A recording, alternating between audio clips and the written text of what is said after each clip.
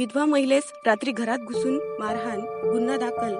गावगुंडांची दादागिरी वाढली. घरासमोर साचणाऱ्या सांडपाण्यावरून पुतण्या आणि त्याच्या काही गावगुंड साथीदारांनी महिलेच्या घरात घुसून तिला आणि तिच्या मुलाला लाठ्या काठ्यांनी तसेच विटा आणि फरशीने मारहाण केल्याची घटना बुधवारी रात्री 9 ते 9:30 वाजताच्या दरम्यान घडली. या प्रकरणी पोलिसांनी काही जणांना अटक केली असून काही जण फरार झाले आहेत.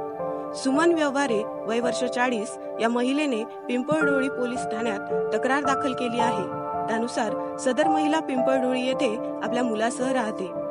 तिच्या शेजारी तिचा पुतण्या प्रवीण व्यवहारे राहतो. त्याच्या घरातील सांडपाणी सदर महिलेच्या दारात साचत असल्याने तिने बुधवारी सकाळी प्रवीणला त्याबद्दल सांगितले. तेव्हा त्याने अरेरावीची भाषा करीत तुझ्याकडून जे होते ते करून घे असे म्हटले.